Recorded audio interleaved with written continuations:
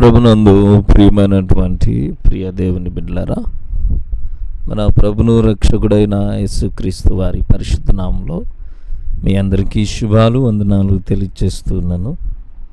దేవుడు మిమ్మును మీ కుటుంబాలను దీవించునుగాక.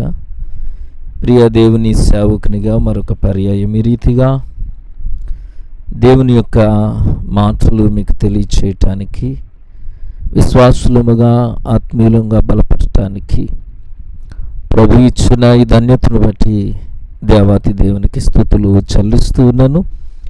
మరొకసారి మీ అందరికీ కూడా నా హృదయపూర్వకమైన వందనాలు.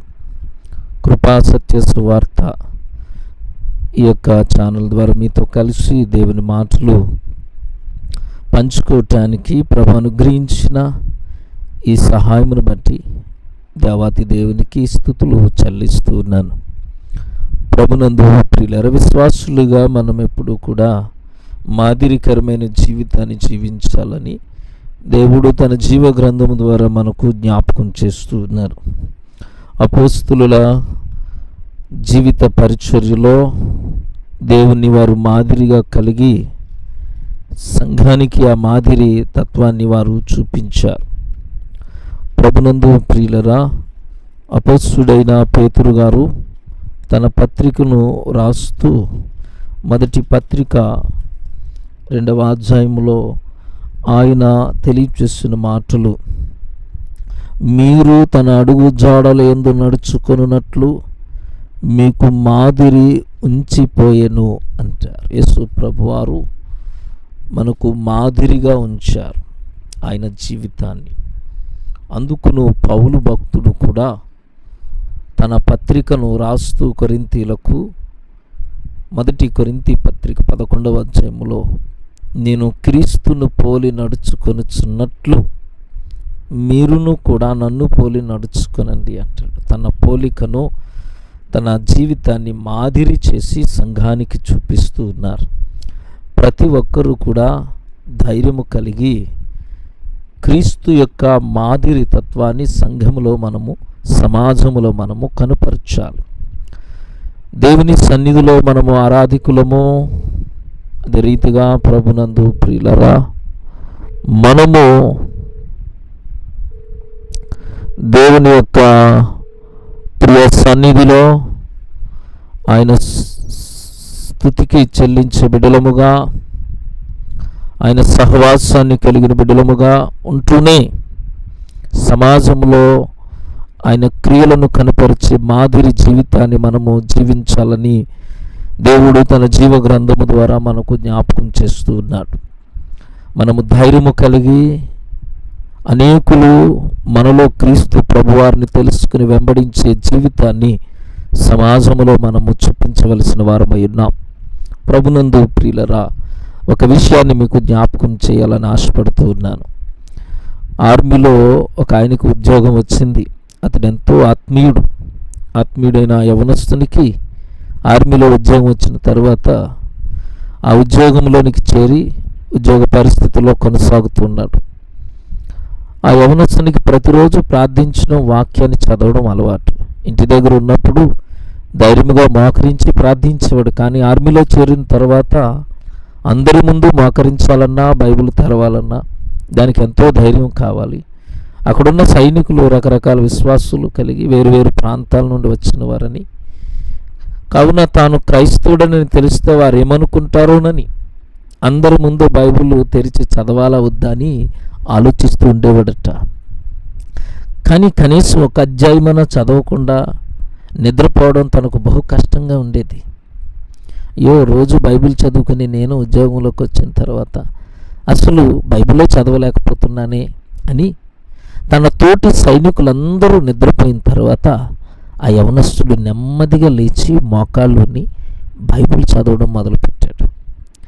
ఎవరైనా చూస్తారేమోనన్న భయం తనలో ఉన్నప్పటికీ ఖచ్చితంగా వాక్యాన్ని చదివి ప్రార్థించాలన్న ఆశ తనలో ఉన్న భయాన్ని తీసివేసి ధైర్యంగా తన అలవాటును కొనసాగించాడు. అందరూ నిద్రపోయిన తర్వాత బైబిల్ చదవడం, ప్రార్థించడం.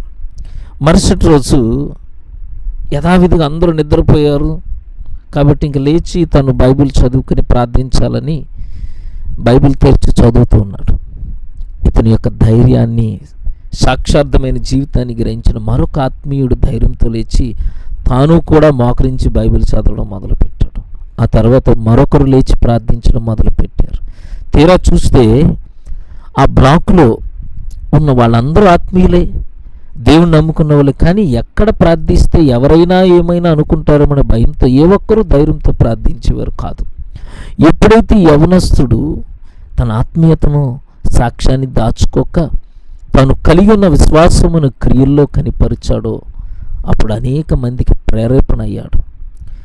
ప్రియ సహోదరులారా, ప్రియ దేవుని బిడ్డలారా, ఒకవేళ ఆత్మీయుడు అందరి వల్లే తాను క్రైస్తవుడనని తెలిస్తే ఎవరైనా ఏమైనా అనుకుంటారో భయంతో తన ఆత్మీయతను దాచిపెట్టినట్లయితే మిగిలిన వారు ఆత్మీయులై ఉండి కూడా చదవడం మొదలు పెట్టకూడదు కదా, వారు కూడా ఆత్మీయహీనులుగా మిగిలిపోయేవారేమో.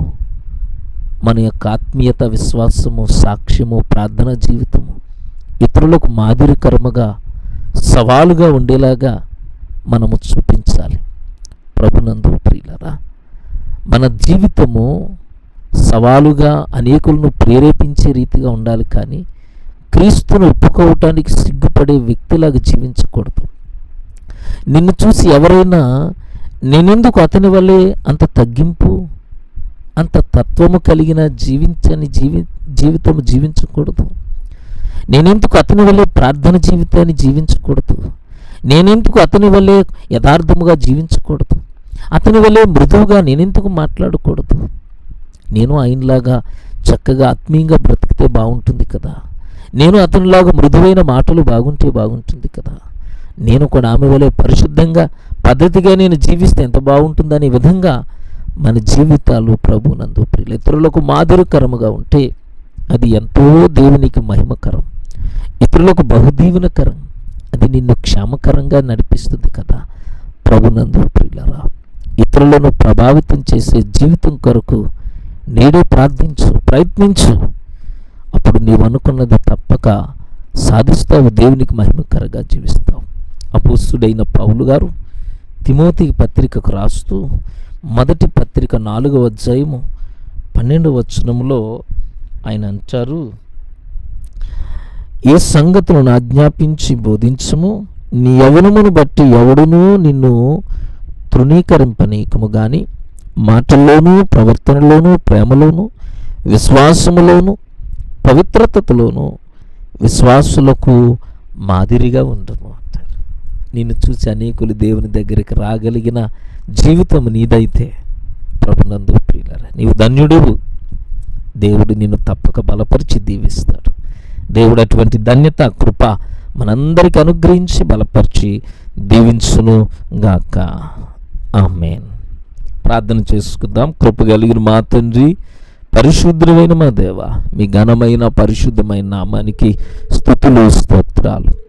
నీ అపారమైన కృపలు, కనికరాలు నాయన మా పట్ల అనుగ్రహించి మీరు కృప చూపించి ఈ మంచి సమయంలో ప్రార్థన ద్వారా నీ సన్నిధికి రావటానికి మీరు అనుగ్రహించిన ప్రతి విధమైన కృపకై దేవా నీకే వందనాలు నాయన. నీ కృపలతో మమ్మల్ని బలపరిచారు, క్షేమమునిచ్చారు తండ్రి. నీకే వందనాలు, స్తోత్రాలు, స్తుతులు ప్రభా. నీ బిడ్డలముగా బ్రతుకుటలో మీరు చేసిన ప్రతి విధమైన కార్యానికే మీకు వందనాలు. దయగల మా తండ్రి, కృప కలిగిన దేవ, ప్రతి కుటుంబాన్ని దర్శించండి, ఆరోగ్యమును, క్షేమమును, సమాధానమునివ్వండి. ఏ విషయంలో ఎటువంటి కొరత లేకుండా సమృద్ధి కలిగి బిడ్డలు, తల్లిదండ్రులు నాయనా నీ ప్రేమతో నీ యొక్క సహవాసములో దీవెనకరంగా నడిపించండి. సంఘాలను, సంఘ కుటుంబాలను ఆశీర్వదించండి. సంఘ పరిచర్యలను దీవించండి నాయనా. నీ యొక్క విశ్వాస జీవితంలో మేమందరం నీకు మాదిరిగా ఉంటూ నీ సన్నిధిలో అనేకులను నీ సన్నిధికి నడిపించగలిగినటువంటి ఆ అనుకూలమైన జీవితాన్ని మేము ఎల్లప్పుడూ జీవించుటకు కృపను అనుగ్రహించండి ప్రభువా. సమాజానికి నిన్ను పరిచయం చేసే, నీ నామాన్ని ఘనత తెచ్చే బిడలముగా జీవించుటకు మమ్మల్ని బలపరిచి మేలు చేసి సంఘాలను, కుటుంబాలను ఆశీర్వదించమని యేసు నామాన ప్రార్థించి వేడుకుంటున్నాము తండ్రి.